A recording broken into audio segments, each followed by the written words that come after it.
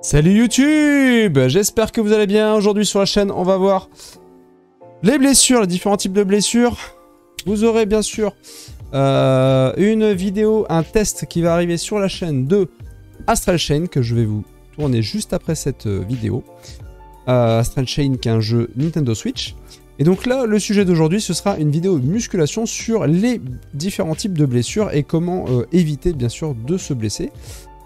Donc c'est une vidéo qui sera essentiellement pour les débutants, parce que ceux qui sont plutôt experts en musculation et qui pratiquent la musculation depuis des années connaissent, je pense, les différents types de choses à savoir pour ne pas se blesser.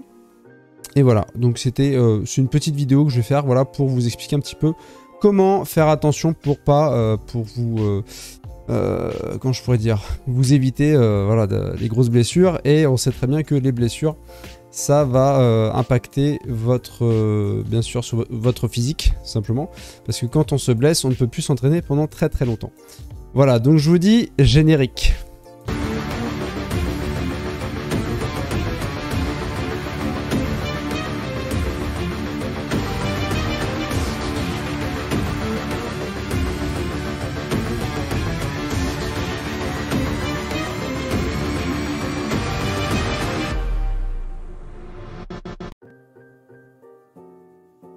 Et nous revoilà sur la chaîne, c'est pas manqué très longtemps. Donc aujourd'hui sur la chaîne, on va voir comment bien sûr éviter les blessures. Parce que faut savoir que quand on est pratiquant de musculation, la pire des choses qui puissent nous arriver, ce sont vraiment les blessures. C'est vraiment le truc qu'on a envie d'éviter parce que quand on se blesse, et ben après il faut s'arrêter automatiquement suivant la gravité de la blessure. Et des fois ça peut prendre des mois voire des années avant de récupérer d'une blessure. Surtout les blessures au dos par exemple qui sont assez pénibles et donc ça va demander aussi une adaptation et bien sûr un changement un changement au niveau de la façon de s'entraîner. On ne pourra plus s'entraîner de la même façon et parce que sinon on va continuer à aggraver la blessure et à la fin on ne pourra plus du tout pratiquer la musculation. Donc le but c'est vraiment de se prémunir de ce genre de problème et de pouvoir s'entraîner. Voilà, continuer à faire notre passion sans risquer de tout aggraver et de plus pouvoir pratiquer de sport du tout. Voilà, donc je vais déjà vous parler des types de blessures. Alors, à quoi peut être dû des blessures, bien sûr. Donc, on peut avoir des blessures musculaires à cause de la mauvaise hydratation. Donc, il faut vraiment... boire beaucoup d'eau pendant votre séance. Donc moi en général j'ai un shaker, je bois entre 1 litre et 1,5 litre en général minimum d'eau pendant ma séance. En général c'est 1 litre à peu près. Donc l'intérêt de bien s'hydrater c'est qu'en fait les cellules ont besoin d'eau, les cellules musculaires de notre corps. Et donc si vous n'avez pas assez bu, qu'est-ce qui va se passer? C'est que les cellules enfin vos muscles en gros vont être fragilisés, vont se déchirer. Et aussi une mauvaise hydratation va faire que vous aurez des moins bonnes performances puisque le muscle a besoin d'eau pour être performant. Donc c'est très important de bien s'hydrater. Donc souvent c'est dû, voilà, une blessure ça peut être dû à une mauvaise pas assez d'hydratation, pas assez d'échauffement parce qu'il faut savoir que quand on va travailler un muscle, il faut vraiment le vasculariser, c'est-à-dire faire venir le sang, gorger le muscle qu'on veut travailler d'abord et monter les charges progressivement pour que le muscle s'adapte, voilà, et que ça vascularise bien tous les petits vaisseaux sanguins qu'il y a dans le muscle et ça évite bien sûr les blessures. Donc très important, s'échauffer avant de commencer sa séance d'entraînement. Le manque de souplesse tendineux et musculaire. Ça, c'est aussi un gros problème, c'est que bien souvent, on ne fait pas d'exercice de souplesse, pas d'étirement, alors qu'il faudrait en faire pour prémunir les blessures. Et la souplesse, donc que ce soit au niveau des tendons et au niveau des muscles, parce que si on n'a pas assez de souplesse musculaire, qu'est-ce qui va se passer? On va se déchirer le muscle. Et au niveau des tendons, qu'est-ce qui va se passer? Le tendon, ça va faire une tendinite ou voire la rupture du tendon. Donc il faut travailler la souplesse. Progression trop rapide dans le temps. Alors quand on veut aller trop vite en besogne et qu'on veut progresser trop rapidement, bien sûr, c'est bien souvent là qu'on va se blesser puisque en fait, on ne va pas contrôler la charge et du coup, bah, c'est là le coup fatal. C'est là qu'on va se blesser. Souvent, c'est les articulations qui prennent. Pas d'étirement, donc ça, je vous l'ai dit. Charge trop lourde, donc ça aussi, et sur les mouvements polyarticulaires. Donc c'est pas parce que vous faites un mouvement polyarticulaire qu'il faut charger comme des mules. Il faut surtout contrôler ce que vous faites. Donc ne cherchez pas à impressionner les autres. Il faut être capable, comment je pourrais dire, il faut être capable à un moment donné, quand on a de l'expérience, de savoir quelle charge nous va le mieux et quelle charge voilà, correspond vraiment à une charge de travail effective. Et ne pas chercher à aller trop haut dans les charges parce qu'après, il y a une espèce de ressenti, si vous voulez. C'est-à-dire que quand on va mettre trop lourd, après, ça va être le ressenti va être plus sur les articulations que sur le muscle. C'est-à-dire qu'on va désengager le muscle et donc on va plus isoler son muscle et on va engager vraiment les articulations pour pouvoir soulever la charge. Donc ça, c'est avec l'expérience, on va se rendre compte que là, bah, c'est trop lourd. Vaut mieux un petit peu redescendre le poids et vraiment que ce soit que le muscle qui soulève, que de soulever plus lourd, mais en réalité, on va céder des articulations et donc sur le long terme, on va se bousiller les articulations. Qu'est-ce qui peut vous provoquer des blessures?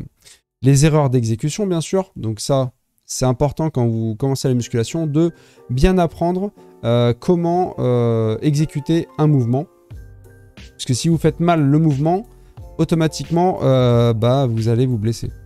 Donc éduquez-vous.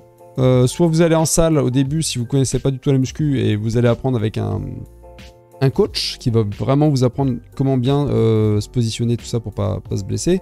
Ou alors vous allez directement bah, vous informer sur comment on fait, etc.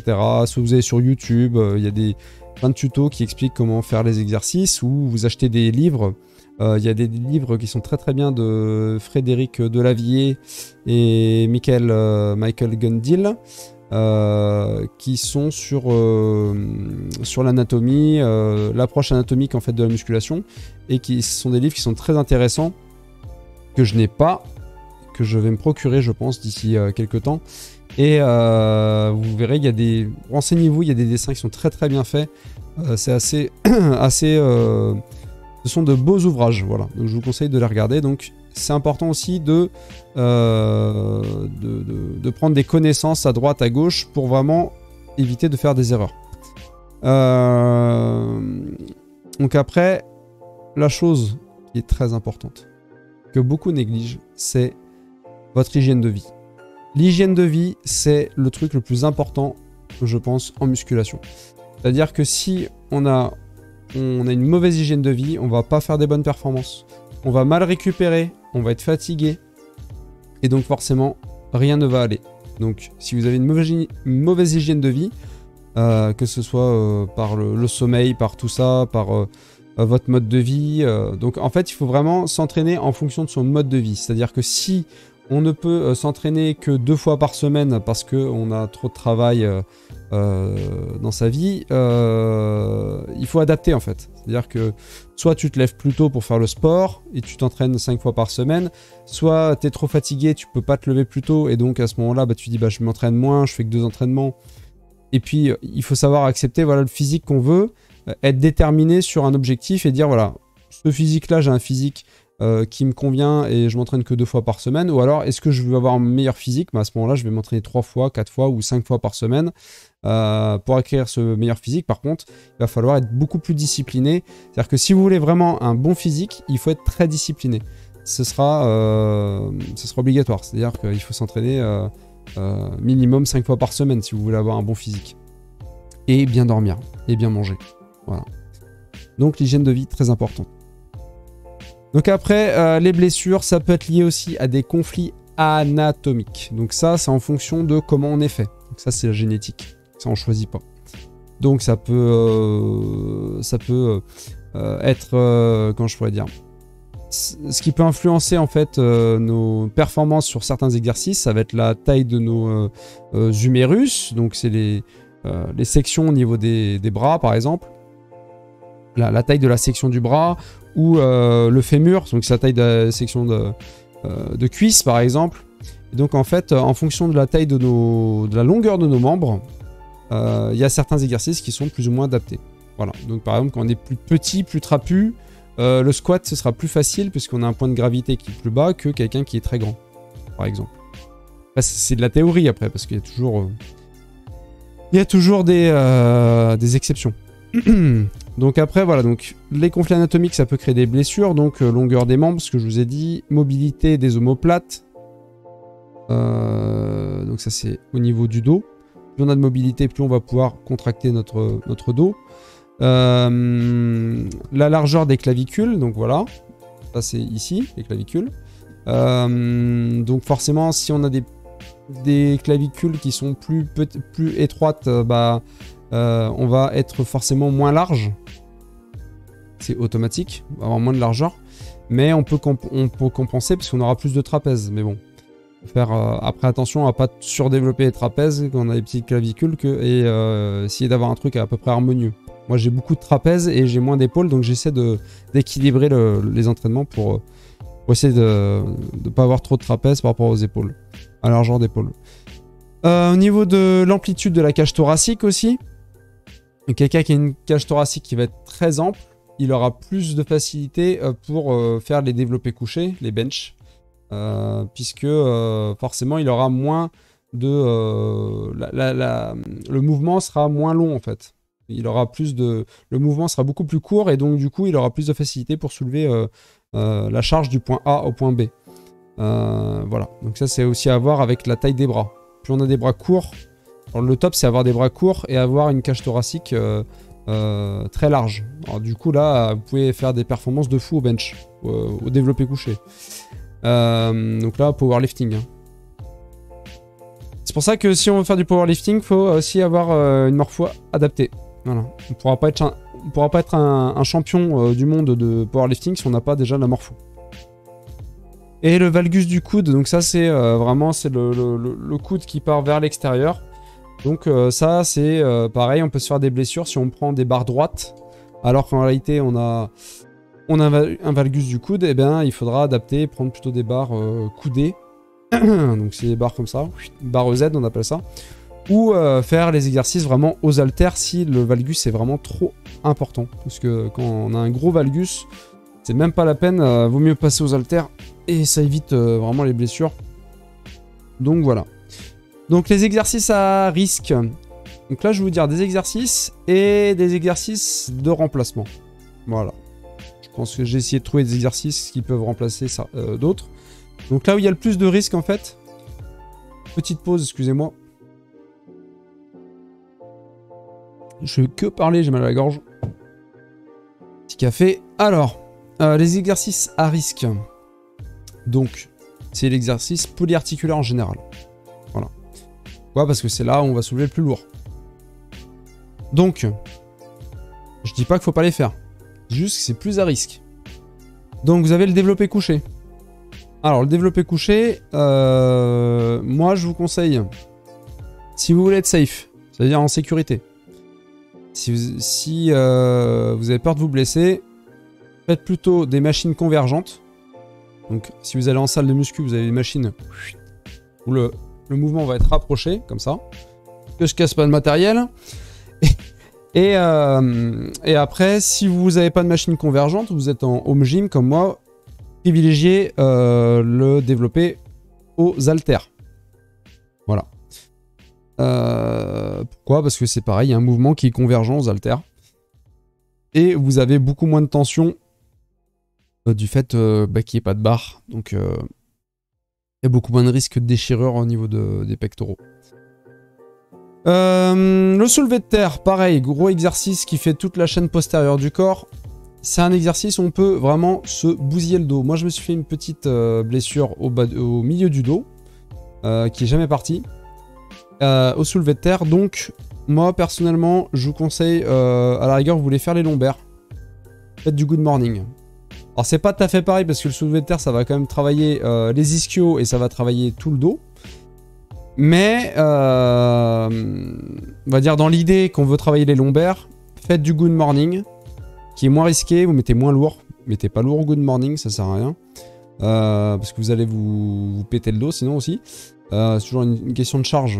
Mais voilà, le good morning pas trop lourd avec des séries longues, vous faites sur du 15-20 reps.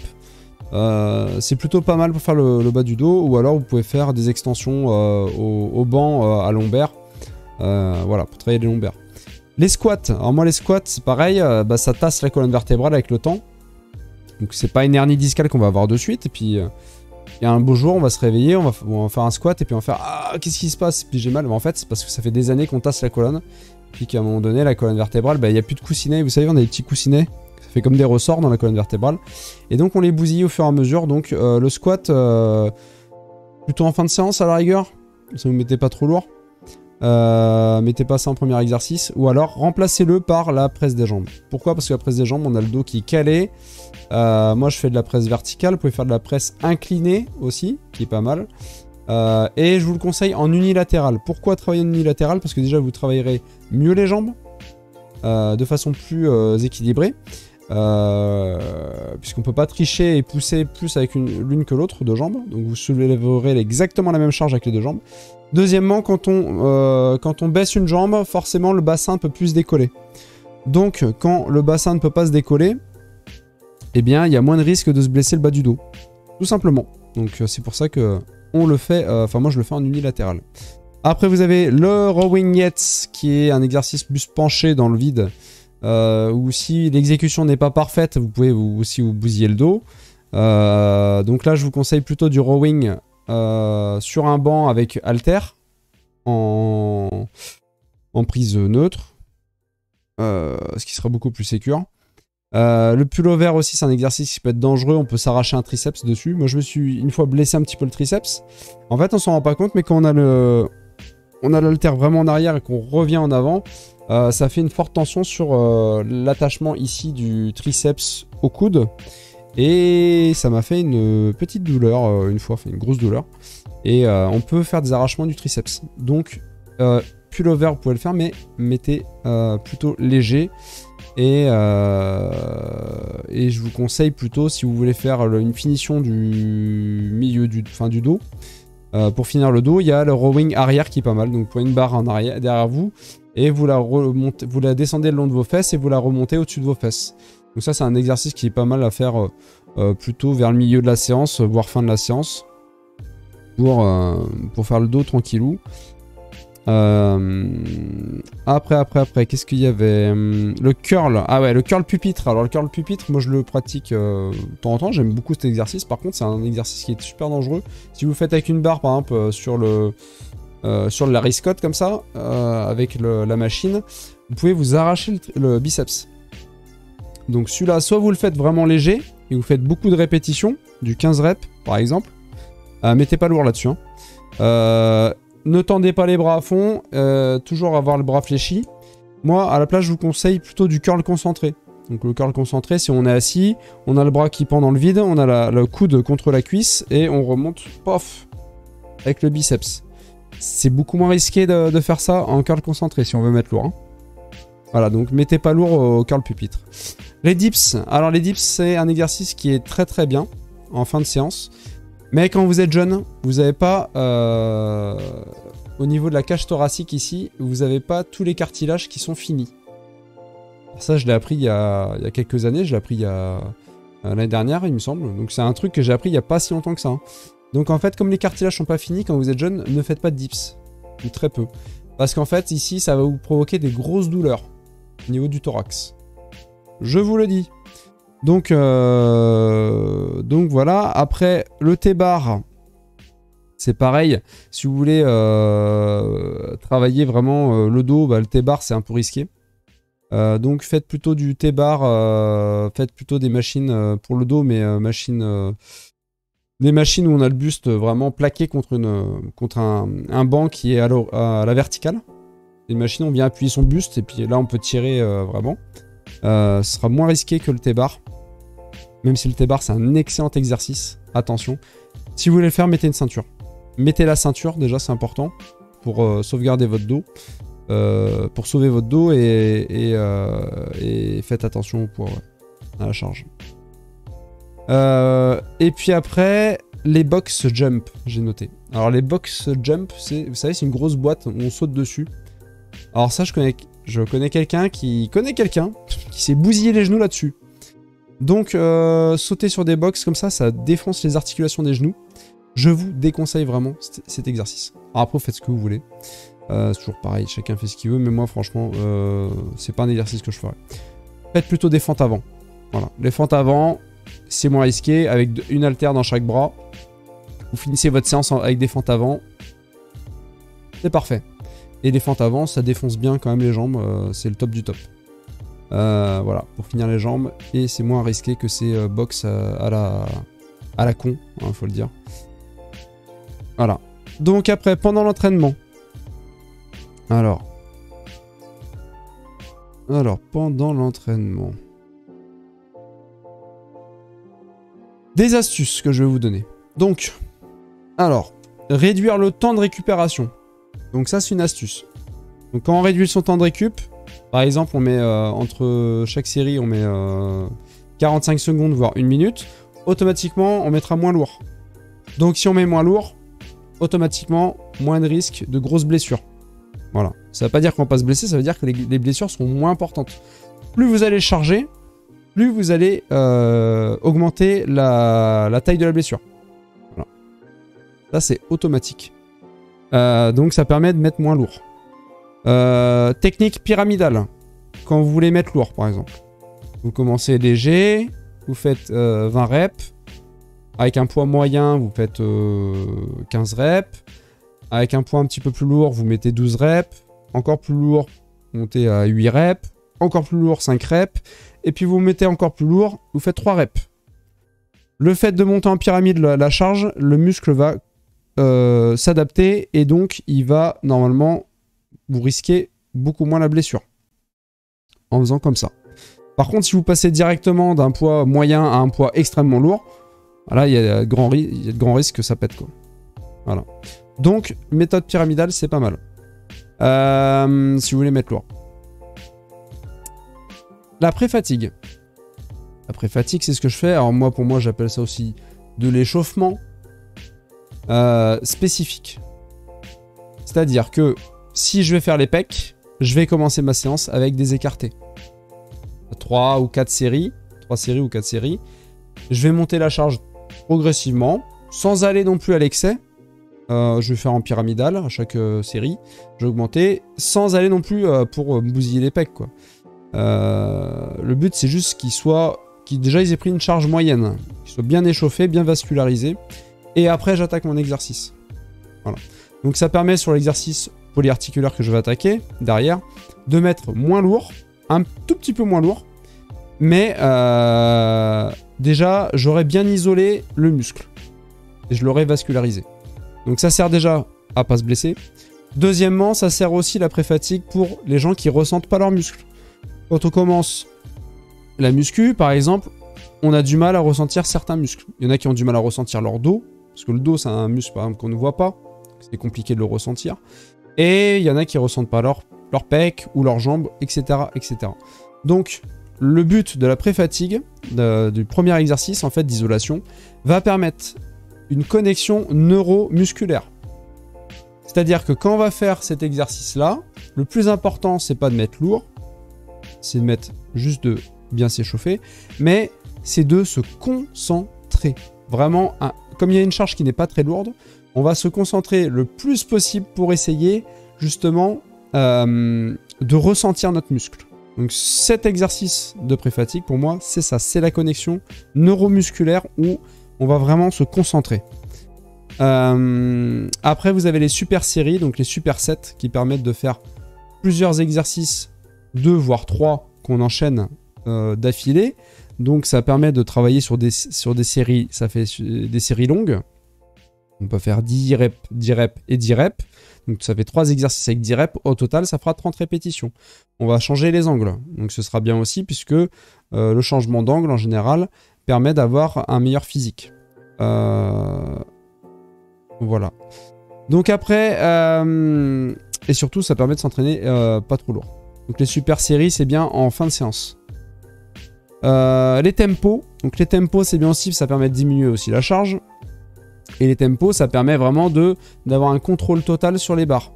Et ça permet aussi de se concentrer sur l'excentrique, donc c'est la phase où on redescend, ou la concentrique, la phase où on remonte. Voilà, donc variez vos tempos, déjà c'est plus amusant je trouve. Et puis on peut aussi, parce que bien souvent on se concentre que sur l'excentrique, celle où on descend, mais essayez de remonter pareil. Par exemple, je vais dire tiens, je mets 2 secondes pour redescendre et je mets 3 secondes pour remonter. On peut faire l'inverse, on peut faire ce genre de choses. Donc c'est les tempos, on peut s'amuser avec, c'est super et il n'y a aucune séance qui se ressemble quand on fait ça. Et les rest pauses bien sûr, donc ça c'est pas mal. Donc par exemple tu te dis mon objectif je vais faire 10 reps à cet exercice. Arrivé à 6 reps on n'en peut plus, eh bien on fait une pause, on attend. Et après 1, 2, on en refait 2, on attend. 1, 2, je sais qu'on arrive au nombre de répétitions qu'on s'est mis comme objectif. Voilà, donc ça permet vraiment d'avoir une certaine tension dans le muscle qu'on va garder tout en essayant d'atteindre l'objectif fixé avec une charge donnée en fait. Voilà. Et donc c'est pareil, ça va permettre de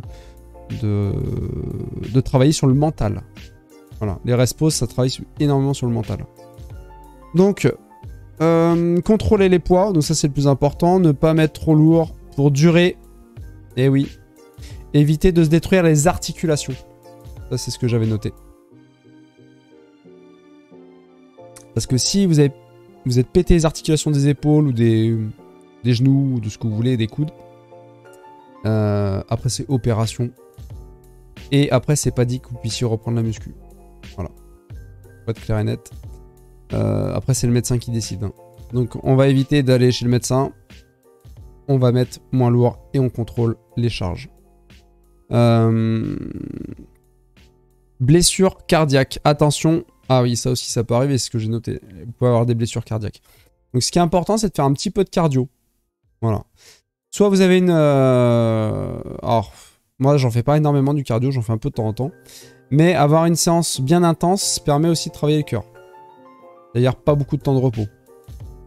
Une séance doit durer 45 minutes à peu près. Pas plus. 15 minutes d'échauffement. 15 minutes d'entraînement. Voilà. Et après, à la fin, vous pouvez faire 15 minutes de cardio si vous voulez. 1h15. Et donc le cardio, c'est important puisque avoir des meilleures performances cardiaques permet déjà d'éviter les problèmes cardiaques, hein, bien sûr, quand on fait du cardio. Mais ça augmente aussi les performances sur les exercices. Voilà, donc sur les exercices polyarticulaires, on sera plus performant. Donc c'est important quand même de travailler le cœur. Les exercices spécifiques, alors ça c'est important, de renforcement musculaire. Voilà ce qu'il faut faire. Donc ce sont des exercices qui vont muscler les petits muscles qui vont servir pour la rotation de certaines articulations. Donc, par exemple sur l'articulation de l'épaule, il y a plein de petits muscles qui vont permettre de faire l'adduction comme ça, l'abduction, de mettre mon bras en avant, en arrière. Voilà, donc tous ces petits muscles-là, il faut les renforcer. Donc en échauffement spécifique, vous avez par exemple des... comment je pourrais dire ? Prenez un élastique par exemple et vous faites une extension du bras comme ça, vers l'extérieur. Voilà, vous faites une extension. Après, vous prenez l'élastique dans l'autre sens et vous tirez l'élastique vers vous. Voilà, après vous pouvez faire des rotations cubaines, ce genre de choses, avec un élastique qu'on met en hauteur. Des élévations latérales avec des élastiques. Et là, normalement, vous avez les épaules qui sont bien échauffées et vous avez musclé tous les petits muscles autour de la coiffe des rotateurs. On peut faire pareil avec les hanches. Donc, c'est-à-dire que en début de séance, on peut faire des adductions. Donc, c'est-à-dire on ramène la jambe vers nous. Et des abductions où on va tirer l'élastique, on met un élastique au pied et on va le tirer vers l'extérieur. On en fait 15, pas plus. Et donc, ça permet de muscler ces petits muscles qui servent pour la rotation des articulations. Et bien souvent, c'est ces rotations-là, ce sont ces articulations-là où on se blesse le plus. Donc c'est-à-dire les épaules, les hanches, ça peut être les genoux, les coudes, voilà, les poignets. Donc c'est pareil pour les poignets, si vous avez des douleurs, les poignets, bien les échauffer aussi.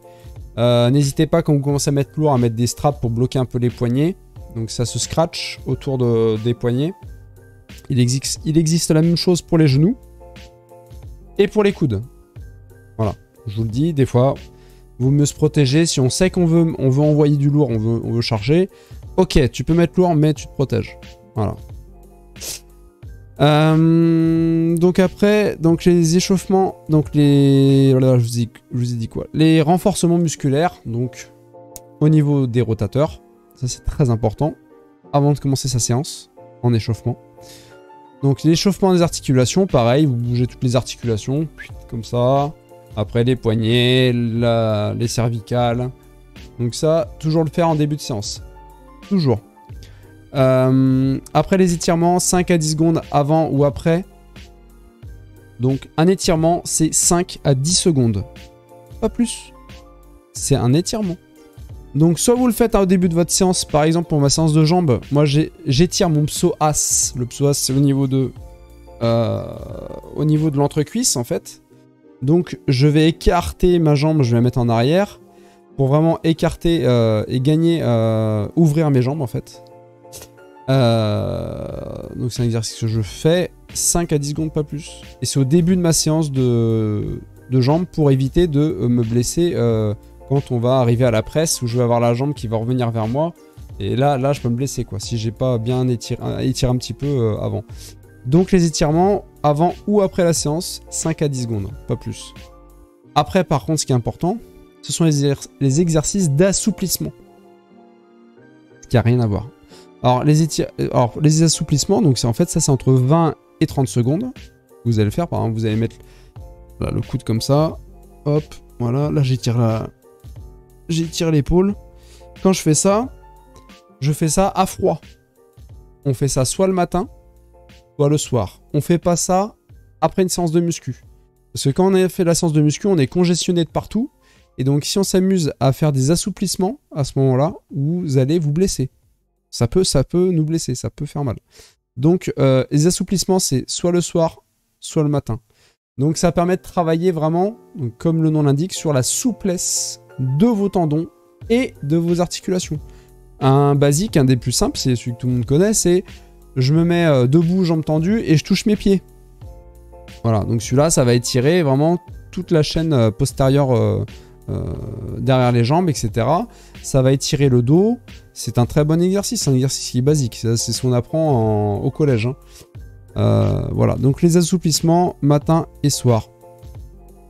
Hydratation, sommeil, nutrition. Ça, c'est les choses les plus importantes. Enfin, ça fait partie des choses les plus importantes. Donc, si vous mangez pas assez, vous n'aurez pas de gain musculaire. Vous allez plutôt sécher. Donc, si vous voulez prendre de la masse, il faut vraiment manger. Donc, minimum 2 collations par jour. 2 collations par jour en plus des repas. Donc, dans la nutrition, très important quand on fait la muscu, ce sont les bonnes graisses. Donc, les oméga 3, les arachides, tout ça. Et les bons glucides. Les bons glucides, par exemple, c'est les flocons d'avoine. Et les bonnes protéines, c'est soit vous mangez de la viande, ce sera plutôt les blancs de poulet, qui sont des viandes peu grasses. Ou si vous êtes végétarien comme moi, ce sera les œufs. Ou si vous êtes vegan, ce sera plutôt les protéines, végétales comme les protéines de pois, les choses comme ça. Ou les lentilles, ou voilà. Donc c'est important d'avoir un bon équilibre. Et aussi d'avoir aussi des fibres. Les fibres, vous avez ça dans les légumes, les fruits. Donc manger des bananes. Très important. Les bananes, c'est vrai que c'est un super fruit. En plus, il y a beaucoup de magnésium dans les bananes. Donc ça va donner un petit peu de punch. Parce que le magnésium, ça permet de mieux dormir. Moins fatigué, tout ça. Parce que le magnésium agit sur il me semble, sur l'hormone du sommeil, qui est la mélatonine. Donc ça permet de mieux dormir quand on mange des bananes. Et surtout, voilà, ce sont c'est une bonne source de glucides, et puis ça donne des fibres, c'est un fruit qui est très très bon, beaucoup l'utilisent en musculation. Le sommeil aussi c'est très important, donc c'est pareil, essayez de se coucher à la même heure tous les soirs. C'est pareil, c'est plus facile à dire qu'à faire, mais se coucher à heure régulière, tout le temps, avoir le même cycle de sommeil, eh bien ça permet d'être moins fatigué et d'avoir une meilleure récupération. Parce que c'est pendant votre sommeil que vous allez faire du muscle. Alors que pendant la séance de sport, on va détruire du muscle. C'est l'inverse. Et l'hydratation, c'est très important de tout le temps s'hydrater. Pourquoi? Parce que ça permet, pareil, ça permet au niveau des cellules musculaires de mieux récupérer. Ça permet aussi d'évacuer tous les déchets toxiques qu'on a dans le corps par l'urine. Et ça évite de faire trop de rétention d'eau. Parce que justement, contrairement à ce que certains pensent, la rétention d'eau, ça se fait pas en buvant beaucoup d'eau. C'est l'inverse. Plus on va boire d'eau, plus on va uriner, et plus on va sortir de l'eau en fait. Moins on fera de rétention. Voilà. Donc aussi pour la rétention d'eau, aussi éviter trop de sel dans la nourriture. Voilà. Donc après les compléments alimentaires, ça c'est pas obligatoire. Franchement c'est pas obligatoire. Mais ça aide, on va dire, je vais pas dire que ça empêche les blessures, mais ça aide pour récupérer. Donc automatiquement, plus on récupère bien, mieux, moins il y aura de chances de se blesser. Parce que en fait, souvent quand on se blesse, c'est par exemple si on n'a pas assez récupéré d'une séance de sport, le muscle, du coup, n'a pas, par exemple de l'épaule, n'a pas récupéré totalement. Et quand je vais lui je vais lui refaire un traumatisme dessus avec une séance de sport, eh bien là, ça va se déchirer. Parce qu'il n'a pas eu le temps de récupérer complètement. Donc, les compléments alimentaires, ça sert quand même pour un petit peu mieux récupérer. Donc, vous pouvez utiliser, par exemple, pour moins cataboliser pendant votre séance, donc le catabolisme. Le catabolisme, c'est c'est le corps qui détruit le muscle. Donc, on catabolise quand on fait du sport, c'est-à-dire on détruit nos muscles. Si on veut vraiment diminuer le catabolisme, on peut utiliser des BCA. Donc, les BCA, c'est des acides aminés qui permettent de limiter le catabolisme. Donc c'est pas mal d'utiliser ça pendant les séances, et ça donne aussi de l'énergie pendant la séance. Donc on est moins fatigué, surtout si on manque de glucides. Par exemple, si vous avez baissé un petit peu vos glucides, vous êtes en sèche, vous avez besoin d'énergie pour la séance. Les BCA, en fait, les consommer pendant la séance, ça permet d'être de moins ressentir la fatigue liée à la baisse de glucides. Donc il y a ça, il y a pour la récupération la créatine qui est très très bonne. Moi je prends de la créatine, c'est laquelle que je prends? C'est la hydrochloride, je crois, c'est la HCl. Vous avez la monohydrate aussi. Moi je préfère la HCl parce qu'apparemment elle se dilue mieux. Donc pour les reins, c'est censé être meilleur, plus assimilable. Donc la créatine aide à la récupération. On gagne un petit peu en performance aussi sur. C'est pas un produit dopant, hein, faut pas non plus exagérer, mais on est plus performant et moins fatigué pendant les séances en général quand on consomme de la créatine. Et la créatine est un produit qu'il faut consommer tous les jours sur une longue période. Donc moi ce que je fais, je consomme à peu près entre 3 à 5 grammes par jour de créatine. Ne dépassez pas ces doses-là, ça sert à rien. Vous allez jeter votre argent après. Et ça suffit amplement et ça permet de bien récupérer. Après la whey, donc la whey c'est la protéine que vous allez utiliser après votre séance de sport, qui est une protéine à assimilation rapide. Donc ça qui va vous permettre de vraiment anaboliser et pas de cataboliser.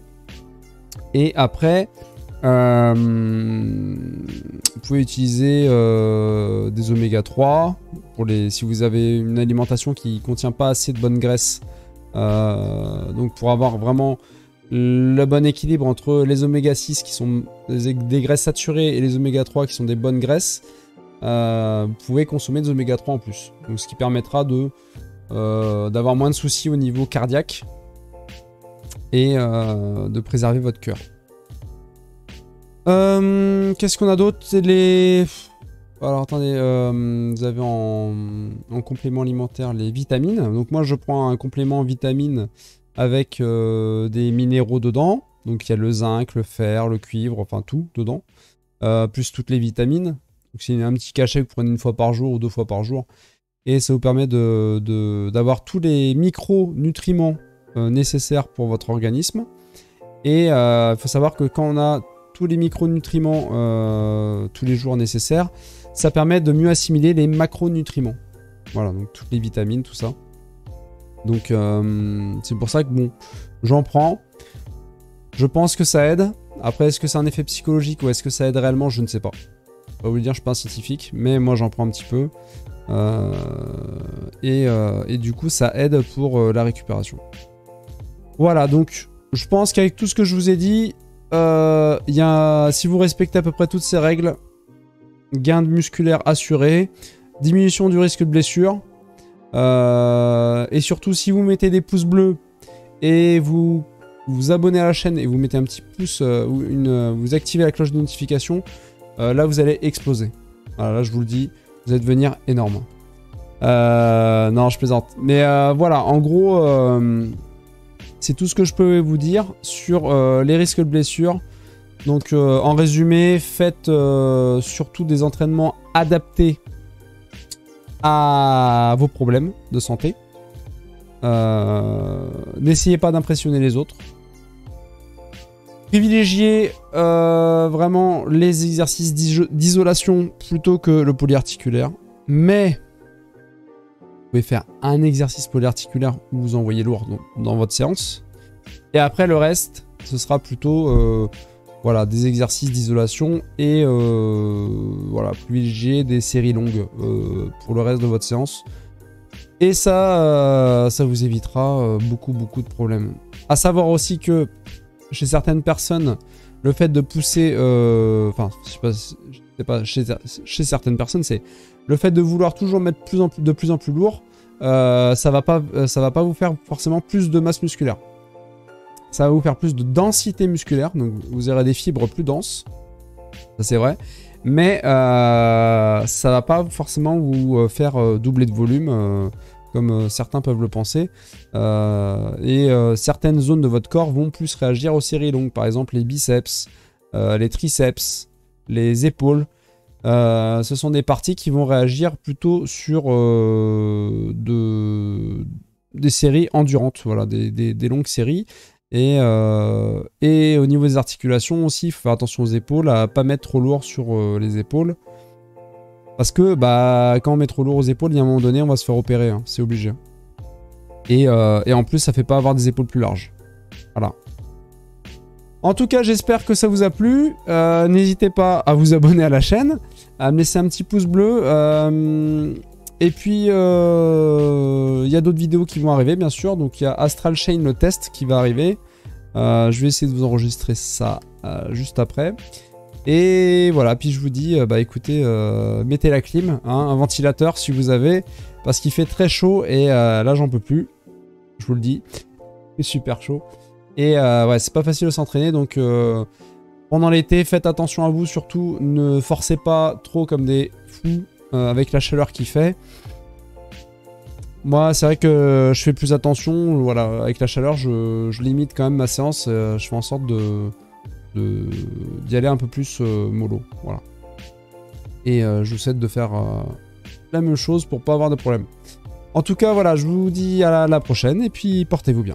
Allez, ciao tout le monde!